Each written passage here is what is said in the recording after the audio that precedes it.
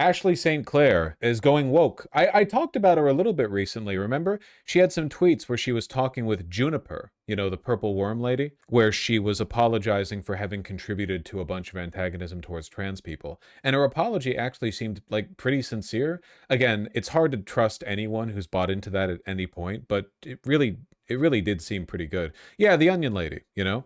Anyway, basically, Ashley St. Clair has been getting like negatively polarized over to the left because Elon has basically cold shouldered her after she said that he's not paying child support. He had her artificially inseminated because his penis is broken and he can't get a girl knocked up the normal way. So she carried his child to term, and then he got weird about it and stopped like contacting her or giving her the money that she needs or whatever. So she posted about it, and after posting about it, she got her blue check stripped of her account, and she got like not demonetized, what's the term, like shadow banned, like her reach. She went from like every chud tweet getting 40K likes to having basically no reach at all because Elon deadened her in the algorithm. And anyway, that was like a year ago, and since then she's basically been like, yep, I have a kid from the I was artificially impregnated by the world's richest man, and my chud baby daddy won't give me money. Okay, you know, I'm still here, you know, I'm still posting. And she's been pushed over to the left a little bit, you know?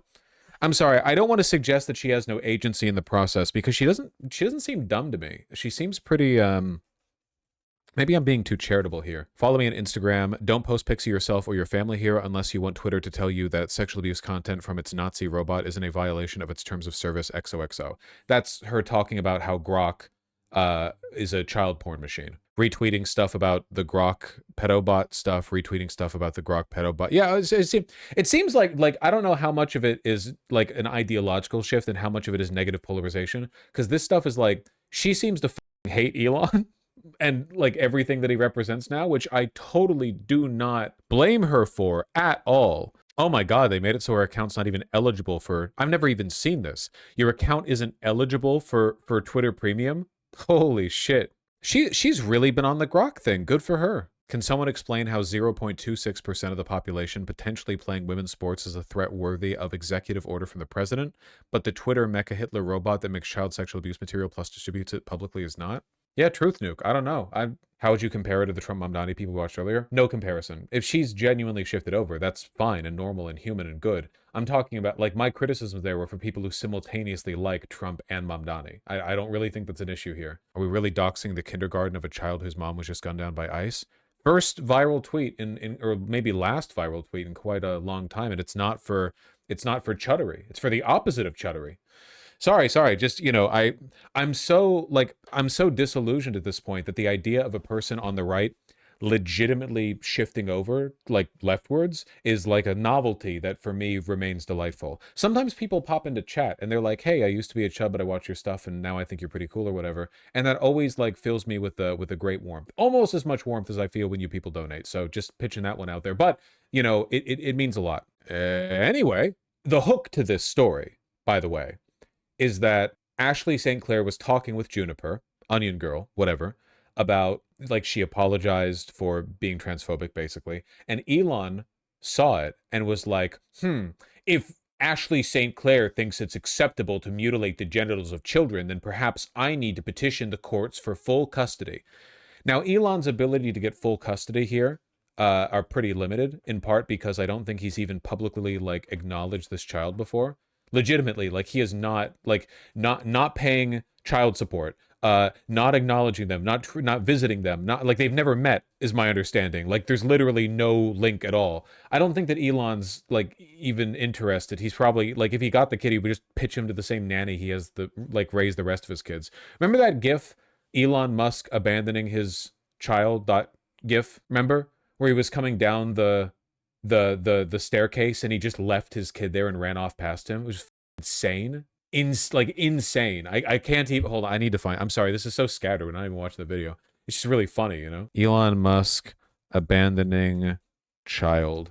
Vosh, you always find it faster than I do. Why do I bother trying to type it out? God, this shit was so funny, dude, watching this. We don't have too many, but that one is a good one. No, I watched this rocket come down about 3 months ago. You're leaving a little boy. And I thought it was my shot. Ignore the added audio. I'm sorry. This is just what I was sent. Not again. Because we don't have too many, but that one is. Oh my God. About 3 months ago. Just like he remember the only reason he appeared in public with this kid was because he got really obsessed with the idea that the left was going to assassinate him and he wanted a bulletproof shield. That's not a joke. He admitted as much. Like he wanted it so that if he got shot, the image would be like his kid going no over his bloodied corpse rather than what would actually happen, which would be like the kid would probably wander off because they've known each other for a day. Yeah, sorry. Anyway, so basically I don't think Elon's getting the kid. However, tonight the mother of one of Elon Musk's children is speaking out and sounding the alarm about his AI tool named Grok. Ashley St. Clair says Grok was used to create deep-fake sexual images of her, including photos of her as a child. And St. Clair is not the only one who is reporting these types of disturbing images. It's impacting hundreds of thousands of women worldwide after people started flooding Grok with requests to take photos of mostly everyday women and put them in bikinis or remove their clothing. Musk is now facing growing international pressure to respond. Grok was just blocked in Indonesia and Malaysia. The United Kingdom is threatening to ban the social media platform. California's Attorney General just announcing an investigation. So far, though, Musk is taking no responsibility, posting today that he's, quote, not aware of any naked underage images generated by Grok, literally zero. oh my God, you're so dumb. Why would you ever address it like this? Why would you ever?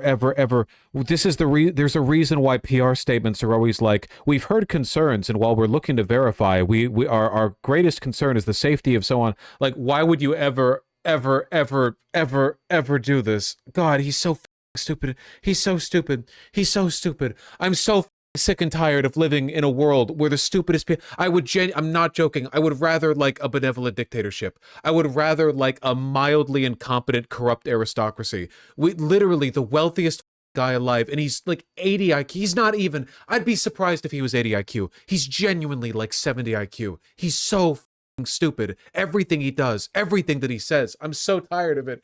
It's so demoralizing, man. Holy shit. Oh my God. I'm so sick of it. Why? Ashley St. Clair is out front now. And Ashley, I really appreciate your taking the time to come on and talk about this, because this is crucial for women, yes, for children, for families around the world. So Musk says Grok generated zero naked underage images.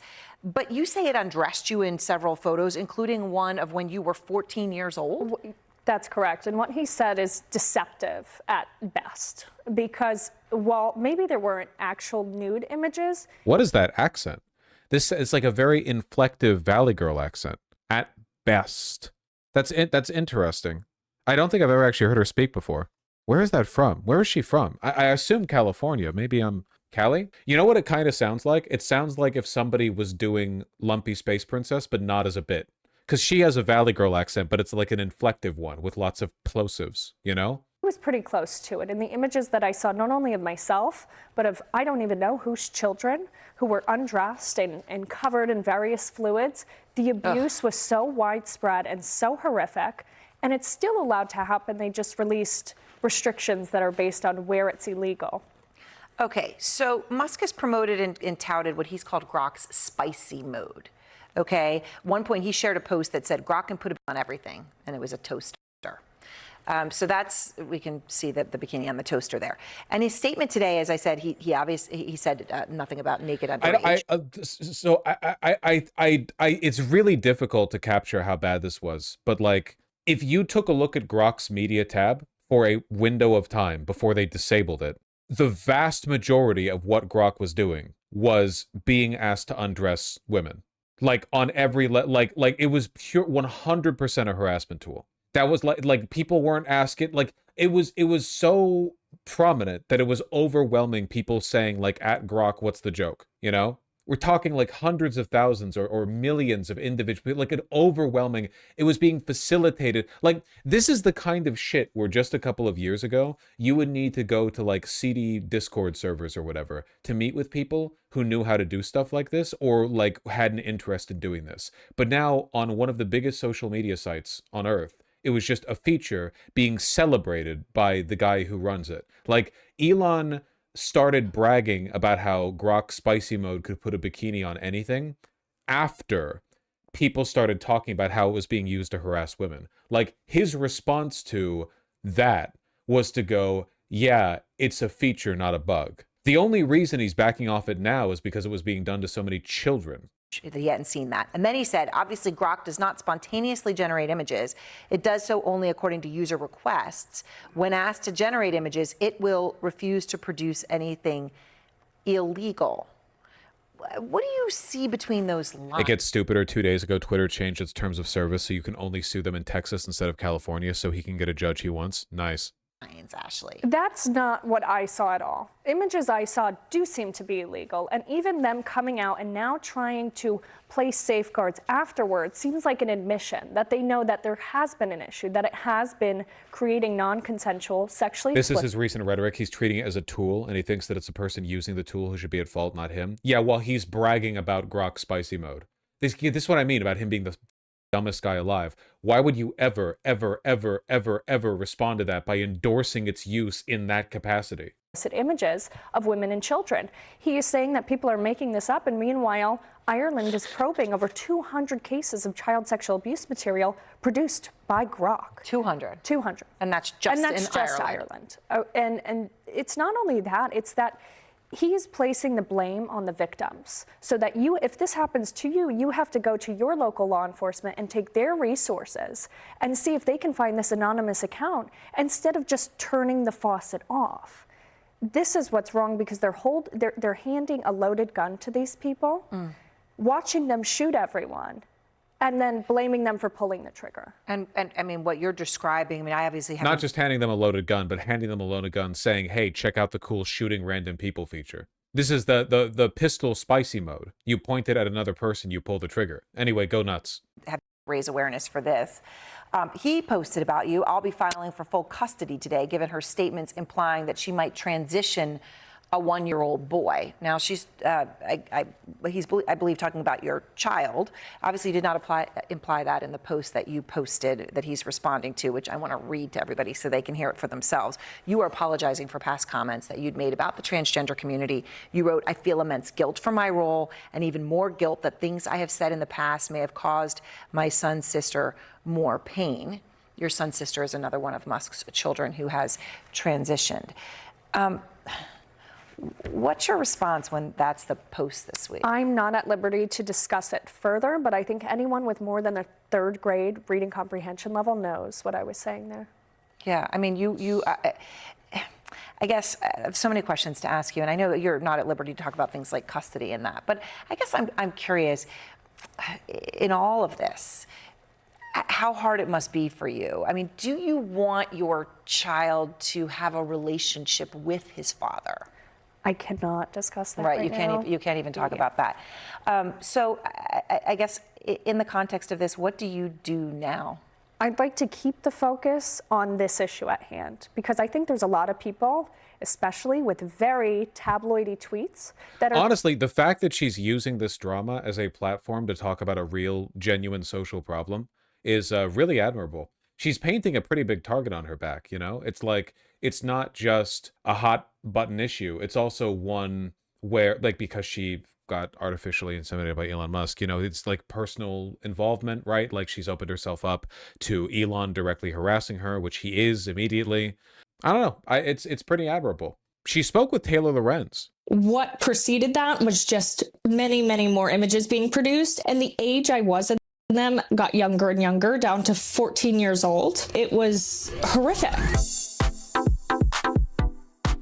Until recently, Ashley Sinclair was a star in the MAGA conservative influencer world. She built a large and powerful following by leaning into culture war rhetoric and boosting MAGA policies. She worked for Charlie Kirk's Turning Point USA and gained national attention several years ago after publishing an anti-trans children's book. Ashley was welcomed into the upper echelons of the Trump world, and her proximity to power on the right only deepened when she began a relationship with Elon Musk, who she later had a child with. But lately, Ashley's public posture has begun to shift. After Grok, Elon Musk's AI chatbot began to flood the internet with non-consensual deepfake content depicting Ashley and countless other women, along with even children, Ashley became increasingly outspoken of her criticisms of Musk and unchecked AI development. And just earlier this week, Ashley posted something that suggested that some of her other earlier views on things like trans rights have changed. So I sat down with Ashley to talk about how she got started in conservative influencing, MAGA 1.0 versus MAGA 2.0, the right-wing internet pipeline, and how her positions on things like LGBTQ rights, healthcare, immigration, and more have evolved. I know it's really tempting to write people like Ashley off or get really angry at the harm that they've committed, but Ashley is surprisingly candid and thoughtful and does seem to want to make amends for the harm that she's. Didn't she flip a year or so ago? Yes. Didn't Ivanka make a bill to outlaw deepfake harassment and similar early this? Yes, though I think there's not a perfect overlap in what's being talked about. Nice background. With Taylor Lorenz. Nice background. This looks nice. I like the muted colors. Caused over the years. Ashley, welcome to my podcast. Hello, hello. I guess to start off, I feel like people really started to pay attention to your posts in the past week or so because you've been calling This is a very long interview. out. You had like your Twitter premium removed. Can you talk a little bit about kind of like the backlash you've received from X? Because it seems like they've punished you for speaking out. Right away, once I started sharing these things, they were putting labels and warnings on my responses to Grok saying, hey, can you please remove this child CSAM of me? Hey, can you please remove these, basically nude photographs of me? And they were putting warnings on my tweets saying that these were explicit while not taking down the actual explicit content and the non-consensual content. And then sure enough, I lost my blue check mark, which I had before Elon Musk ever took over Twitter. I lost the blue check mark. I lost my premium. And so then I rebought it. I gave this man another $11. Then they banned me from premium entirely. And this was all because I spoke out about this robot undressing me. It's actually insane. And I think it also just shows how petty the people behind this platform are. Like the fact that you literally rebought premium and then they blocked you from it. Her anti-trans book is still available for sale for $19.99, but in the comments she said she removed her name from it. That makes sense. She probably doesn't have distribution rights. Like, just because she's one of the right-wing culture war names on the book doesn't necessarily mean that she has the ability to, rescind it from publication or whatever. Like, it's appalling. I mean, I feel like you've been really leading the charge on speaking out against this stuff. Like, are you thinking of pursuing legal action? Like, have you spoken to anyone? I am exploring every option available to me, and I'm speaking to several different people on the matter. What I think is really important to understand is that one, this was not an accident. There's never a time where you're building a system like this that these things aren't taken into consideration. And what does not help the case for X, Twitter, whatever you want to call it, is that months ago, Linda Yaccarino, who was the CEO of X, she was the female CEO appointed by Elon Musk and was at X for quite some time. She resigned back in July. And what people tend to forget about the context of her resignation is that within the 24 to 48 hours that she resigned, right before, Grok had a bunch of text-based, explicit, very gory abuse content put out about her. Yeah, this was how Grok threatened to rape Will Stancil for a little while, because it keeps over and over and over, it keeps switching like what it can or can't do, because they keep tweaking with the wires, where you could get Grok to very graphically describe sexually assaulting somebody or killing them. And so they were very aware of the capability. This bitch is no different from all the dipshit farmers who only started complaining and seeing issues with conservatives when they're personally hurt.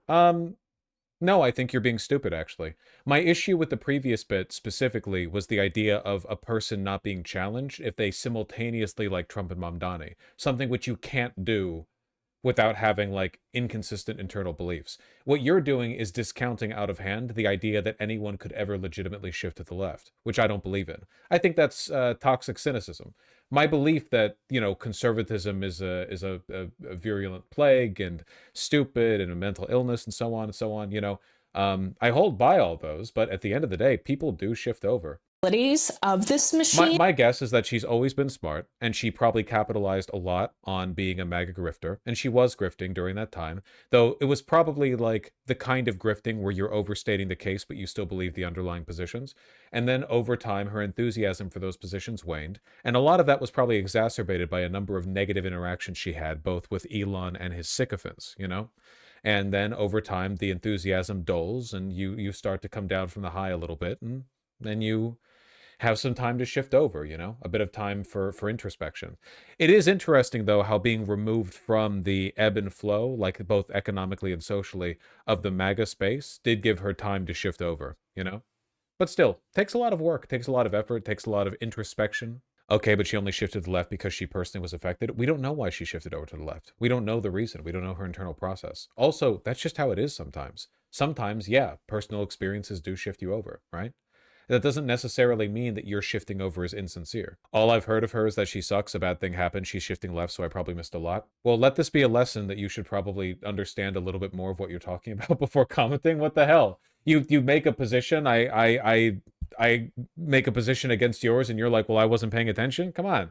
Of this AI to do those things without generating any images. So they knew it was an issue. They didn't address it before they did this. And then they're firing their head of safety, or the head of safety leaves right before this is released. So even if they were to fix it tomorrow, we really should be asking questions about, how did this happen in the first place? Are you really telling me you had no idea? Because it doesn't seem that way. Well, especially throughout all of this, Elon Musk has encouraged this behavior and encouraged people, and actually tweeted out like tips on how to get the most out of Grok and how to like get it to generate images even better. You know, like it seems like, as you said, like this is like rotten to the core. It's not like this, oh, this company made a mistake and they're fixing it. One thing that was really bothering me is it's still doing it, by the way. They removed this function, Grok's spicy mode, from Grok the account on Twitter, but if you use the Grok app, like the actual Grok like in-site or in-app feature, you know, not just as a post but as a chatbot, it'll do the same stuff. It was surprisingly easy to get Grok to undress me. You can still make sexualized images of real people within the X and Grok apps, just not by tagging the @Grok account.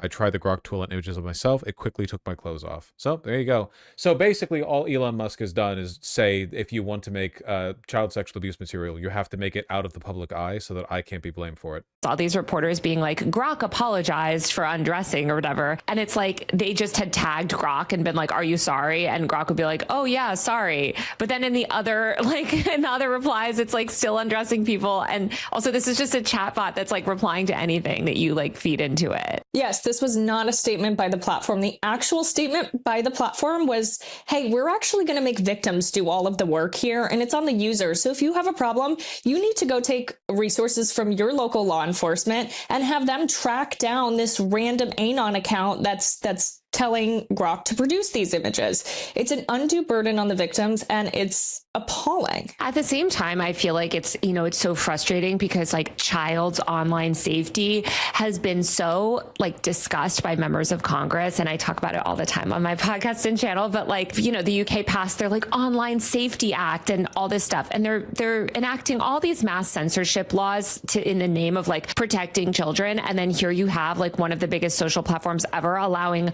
random people to essentially generate CSAM, and seems to be just no accountability. In groups, and then I got involved with different conservative companies behind the scenes as opposed to public facing.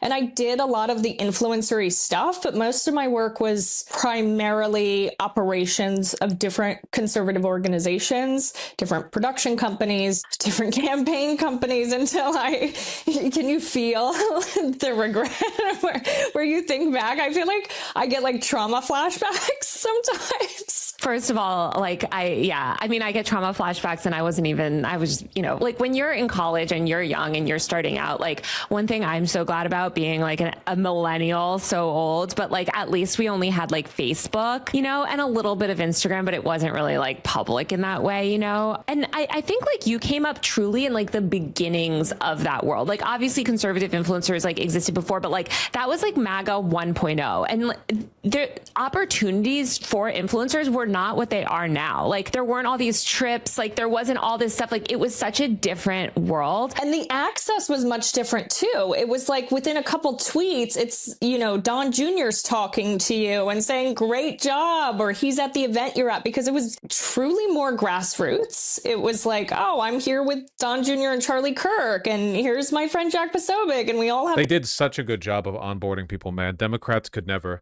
The Democrat, like who are Democrat aligned content creators? Sison, that one guy who cried over Charlie Kirk, and that Julia lady who's fat and looks like a big olive.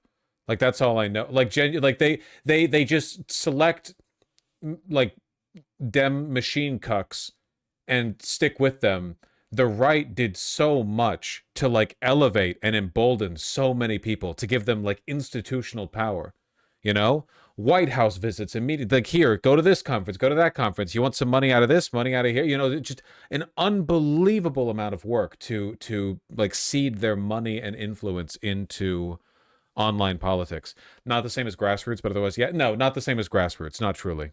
These Twitter followers, and it was just so different. People forget, but like the MAGA movement was anti-establishment. It was grassroots. Like they really did effectively kind of like upend that old school, like Republican RNC, like Mitt Romney, I guess. In 2016, maybe, yeah. Before they had like institutional power behind them, there was a lot of there was a lot of actual like populist we're going to change things for real in here. But that fell apart pretty much immediately, right? As soon as it stops being grassroots, as soon as the whole thing's being held up by like deep state funding. It's like style of republicanism. It was kind of punk. There was something like sort of punk and counterculture about it in a way that you're like, oh, we're going against the mainstream. That was, I guess, very enticing to a teenager.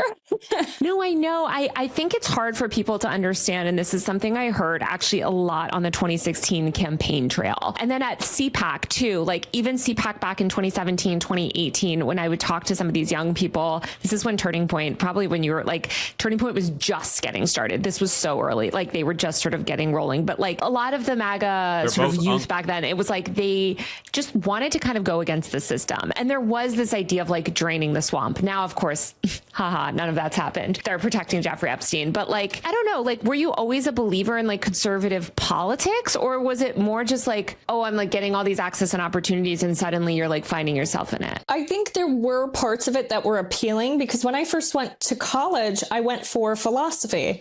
And to me, philosophy, you're supposed to be open-minded and consider both sides of the argument. And right as I'm starting as a freshman in college, Donald Trump was going to visit the school, and every head of the philosophy department signed a petition to stop him from speaking there. And I was like, whoa, hang on. You know, I disagree with some of the things this guy says, but isn't that really like antithetical to what we're supposed to be doing there? And so I think some of that really vitriolic backlash, which now there's a point to be said, like maybe they saw things we didn't see before, but in that moment, it's like it was so intense that it almost causes the inverse reaction. And I didn't experience life. I'm sitting here debating socialism and whether or not people should have health care. And I was on my dad's plan. So it was also just like, you know, I'm sitting here telling people like, oh, you know, don't get This was absolutely everywhere back then, though. This was like the age of it. The obscenely ignorant obsession with free speech, like college campus. You know, everyone's like pontificating these big questions over like, well, shouldn't we be talking about it when the things they're talking about at a core level are bad? You know, like they're more interested in the puffery of proving that they are capable of having these discussions than they are in actually having them or in having decisions made on them. handouts and work for your own, and I'm on my dad's healthcare. And so it was also just like the ignorance of youth. And again, it was one of the first eras, because I don't really count the Obama era as like an influencer era. It really was Trump. And that's the first time ever that you were able to get this validation and feel like you were right, even if you were wrong, because it was blowing up online or you got a lot of likes. And you don't know why people are liking things. You don't know if it's because it pushes their agenda or whatever. And so there were all these crazy factors that when you're a young and hungry kid is really attractive. Totally. I mean, I think I was talking to somebody that went through like the Daily Caller's like news journalism program or whatever. And there's so many journalists I know in media that have gone through these like sort of right-wing pipelines. And it's because they exist. Like, yeah, snake oil salesman con, do a good job. I think it's interesting to think about as a distinct era, because it does kind of feel like she is born of a different era to somebody like, what's his name? I was going to say Tyler Robinson's. That's the guy who's kirked. The dipshit with the Somali video, Minnesota, the daycare video. Like, the initial wave, Shirley, thank you. The initial wave of MAGA influencers were born from this post-Gamergate internet skeptic, like, sophistry. We will engage in debate. Look at us. We love freedom of speech. We love talking it out. Look at these ignorant, censorious liberals. We're the real, like, envoys of, we want peace. We want democracy. We're against the deep state. We're populist, like, that was the big opening wave. And obviously it was disingenuous, but a lot of people did legitimately fall for it because they were so high on their own supply. Now, like, for instance, Sargon of Akkad lied all the time, but by virtue of genuinely being really dumb, I also think he's pretty high, I don't know, high in his own supply. Yes, Chris Ray Gun never did. Chris Ray Gun was strong and smart and avoided it. Dave Rubin, they were all like this. Like, Dave Rubin sat down with Laura Southern, and they were both crowing over how they could have conversations with white nationalists, but also they weren't really a problem. But what happened to both of them? Dave Rubin's irrelevant, and Lauren Southern is doing something out there? I don't really know. She's doing something. She like got abused by a husband for a bit and left. Either way. But the new wave, so all of that sophistry that was there in the beginning, right? That obsession with, like, the liberal idea of the free marketplace of ideas. It was always disingenuous, but it was there at the beginning. Now it's not. Like, right now, the Trump administration is just openly authoritarian, right? Like, their position is if you ever inconvenience a cop, you deserve to be killed on the spot. That is just straightforwardly their position. They're blocking the release of the Epstein files. So support for Trump no longer stems from this semi-authentic network of skeptic-type liberals who are interested in, the ability to debate these issues, right? Now, the people who support Trump, the new wave of Trump influencers, either have to be open, unrepentant neo-Nazis, because those are the only people whose ideals overlap with the admins, or they need to be just naked grifters. And that's why I brought up the Minnesota kid, Nick Shirley. Yeah, why I brought up Nick Shirley.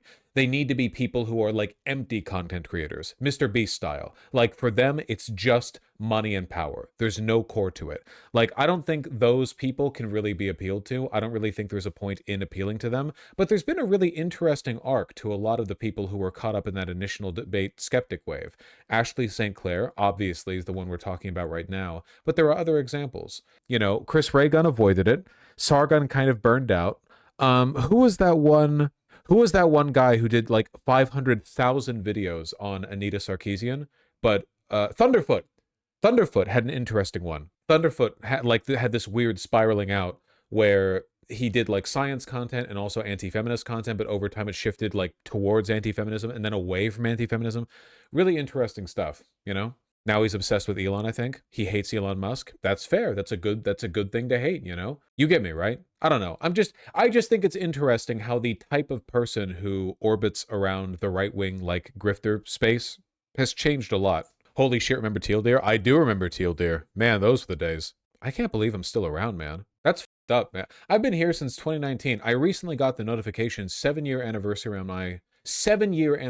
my channel. Isn't that wild? So many people have like risen and fallen in that time. I still feel like I'm getting my legs together, you know? Still pretty damn relevant too. It's crazy. I'm surprised I haven't fallen. I don't want to jinx it, but I don't know. Like sometimes I look back on my memories of this space and I remember that I'm like I'm still standing tall in a graveyard and I'm like, holy shit, I can't believe I'm not under the ground by now, you know? I can't believe I'm still doing this shit. It's crazy. Humble brag much? It's not really humble bragging, I guess. It's more like just weird. The lifespan of a YouTuber, of a live streamer, it's I don't think anyone really knows what it is. It's not like the career option's been around for a while. I don't know. Now I'm just thinking about it. Of my channel mortality. Oh, we can get a few more minutes out of the video, I think. Well funded, and there's opportunities, and I totally understand being a young person. I mean, I was talking to a kid that worked for he was like 22, but like worked for Doge, and I'm like, why the hell would you work for Doge? And he's like, well, I don't know, I'm an engineer, and like it's cool to work for the government and have that on my resume. Like when you're young and ambitious, I think like you end up accepting opportunities without maybe like thinking that hard about it. And so I can totally see, especially during that era when like especially you were a young woman and they were so after like young women. You know what I mean? Yeah. And what people, I was homeschooled in high school, Oof. which gave me a lot more social skills than, you know, some people who were homeschooled a bit longer. But there was also, I just wanted the friend group I didn't have in high school, so to speak. And so there was very much like a yearning for some sort of community or belonging too. And I'm like, oh my God, they like me. And that's true. Man, this is turning out to be a lot more interesting than I thought. Maybe I'll come back here and watch more of this. I can't do it for that much longer, but like, no, and I felt the same way when I got invited to a party when I first started college or whatever. So I think that was also very appealing in a way. Love bombing anyone? Yeah. This was a big point that I harped on a lot in the earlier days of my channel, which is that the right makes it so easy to be an influencer. They've got money, they've got connections, they've got events for you to go to, they've got hookups, right? They've not sex hookups, I mean like, you know, connection hookups. They've got all of these opportunities and they will stand by you no matter what, as long as you follow the general party line. Like you can do a bunch of wacky shit, they'll stand by you. But on the left, man, holy shit, there's like no institutional money, no institutional connections, and even slight perceived fractures in the, you know, the hegemony of your belief system will be attacked and challenged by people, and it can lead to big drama. And people are a lot more critical of your content too. Like right-wingers can produce absolute slop over and over and over again, no consequences, you know, because they love that shit. But on the left, you'll make a video that's 2 hours long investigating a subject, and somebody will be like, this feels a little bit stylistically derivative of ContraPoints. And presumably the person in that position will then go, I don't know, man, it's a 2-hour video. Don't you like it? Don't you agree with it? And the viewer will be like, yeah, I do. But, you know, I'll just wait for my one video a year. Thanks. That kind of makes you ignore other ideologies or flaws in certain thinking or why I didn't critically think about the issue of healthcare. Correction, Vosh, there's a ton of money in the DNC. It's just being vacuumed by useless consultants. That money does not circulate. We're talking about content creators. We're not talking about the party at large, okay? The Democrats would prefer to waste their money on TV ads and consultants. Well, also, it's like when you take a hard position, or especially during that era of MAGA before, like, I know liberals would be like, Trump was always like this. Yes, but like it was different. Trump 1.0 was radically different than sort of Trump 2.0. But that is very important, though, because it was not what it is now. And maybe they were more suppressed, but it was a lot easier to, a lot of the isms were much better disguised in 2016. I would argue that makes sense. Trump literally held up a pride flag on stage before getting elected the first time. Trump was the same. He was just hemmed in by the remnants of the Republican Party. That's true, but keep in mind that, like, Trump isn't the problem. He's an idiot, and he's belligerent, and he's hard-headed. The problem is the people who are talking to Trump. If Trump is surrounded by, like, regular old neocons, then Trump 1 plays out, like, kind of normal, basically, at least relative to this. But now he's surrounded by neo-Nazis, and, like, he has direct links to oligarchs, right? Like, if they want something from him, they're not talking to him through lobbyists or Republican consultants or whatever. They literally, like, the CEOs of companies will just go to the Oval Office and directly tell him, we want this. As somebody that covered Trump, that was a fascist in my opinion. And by the way, I consider the Democrats fascist too, just to be clear. I hate like so much about our political system generally. I think the tendencies were there. I think their goals were there, but Interesting. I didn't know that about her. I do think that there was this like at least plausible deniability, or not plausible, but there was this thing that I would speak to so many Trump voters. Kind of based, but I don't think you should undercut Republicans being fascist, especially right now. Even okay, so if you think they're both fascist, Republicans are double fascist, basically, is what I'm saying. Like we're definitely in an era where we have to point out, like, holy shit, this is this is very uniquely bad. You get me. But no, I mean, the Democrats are bad. It's true. Back then that were like, no, you're wrong. You're wrong. I don't believe that he would do this. I don't believe that this would happen. Even now, today, like a lot of them are like, no. You know, so I do think that there's a level of like, was this always the end goal? Like, I mean, he did run on a campaign of mass deportation in 2016, but like, I don't know. I'm sympathetic in the sense that I've seen a lot of people evolve in the way that you're talking about. I also think that like when you are in the MAGA movement, there are these insufferable liberals that are terrible and are abusive and also counterproductive. I mean, I'm thinking of like the Jasmine Crockett discourse, I guess, where they're like, you can't criticize a black woman or something, like weaponizing identity in this way that like I am sympathetic to some and calling people who are very... The New York Times just today put out an article saying that none of Mamdani's deputy mayors are black or Latino, and that it's a worrying sign.